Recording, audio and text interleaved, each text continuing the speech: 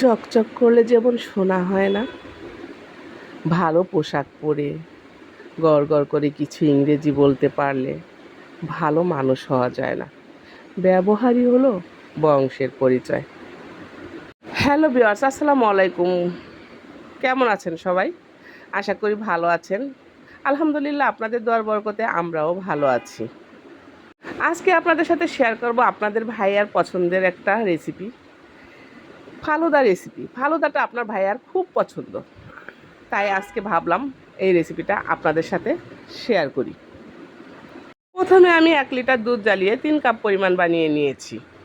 দিয়ে দিয়েছি 1 কাপের মতো গুঁড়া দুধ। গুঁড়া দুধটাও আমি ভালোভাবে নেড়েচেড়ে মিশিয়ে নিয়েছি। এখন দিয়ে দিলাম 3 চামচ পরিমাণ কাস্টার্ড পাউডার। কাস্টার্ড পাউডার একটু দুধ দিয়ে আমি গুলিয়ে ভালোভাবে আমি এই ডোর মধ্যে দিয়ে দিলাম। দুধের মধ্যে দিয়ে ভালোভাবে নেড়েচেড়ে নিতে হবে, না হলে কিন্তু দলা দলা বেঁধে যেতে পারে। ভালোভাবে নাড়তে হবে। এখন আমি দিয়ে দিলাম চিনি। আমি এখানে 1 কাপের একটু কম চিনি দিয়েছি। আপনারা স্বাদ মতো যে যেমন মিষ্টি খান সেই মতো দিতে পারেন। এই রেসিপিটা কিন্তু আপনাদের ভাইয়া খুব পছন্দ করে। রমজান আসলে আমাকে প্রতিদিনই বানিয়ে দিতে হয়। ভালোই লাগে ফ্রিজে রেখে ঠান্ডা করে খেতে। সারাদিন রোজা রেখে খুব ভালো লাগে, তৃপ্তি সহকারে খাওয়া যায়। এখন আমি 1 কাপ পরিমাণ সাবুদানা নিয়েছি। সাবুদানাটা আমি সিদ্ধ করে নেব। সিদ্ধ করে নিয়ে একটা ছাঁকনিতে ঠান্ডা পানি দিয়ে ধুয়ে নেব। সাবুদানাটা আমার ধোয়া হয়ে গেছে। এইদিকে আমার দুধের ডোটাও ঠান্ডা করে নিয়েছি। এখন সাবুদানাটা দুধের মধ্যে ঢেলে দিয়ে সুন্দর করে নেড়েচেড়ে মিশিয়ে নিতে হবে। আমি ভালোভাবে মিশিয়ে নিয়েছি। এখন আমি কিছুটা ফল কেটে রেখেছি। একটা মিক্সিং বলে আমি ফলটা উঠিয়ে নিলাম।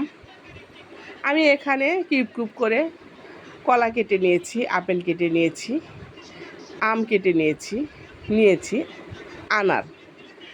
সবগুলো ফল আমি একসাথে মিশিয়ে আমি দুধের ডোটা ঢেলে দেব ফলের মধ্যে। ফলের মধ্যে ঢেলে দিয়ে একটা চামচ দিয়ে আমি ভালোভাবে নেড়ে চেড়ে নেব। ভিডিও শুরুতে কিছু কথা বলেছি, কথাগুলো কি সত্য নাকি ভুল বলেছি কমেন্টে অবশ্যই জানাবেন। আমাদের সমাজে না কিছু কিছু মানুষ এরকমই হয়। তো ডেজার্টটা আমার বানানো হয়ে গেছে। কেমন হয়েছে অবশ্যই জানাবেন।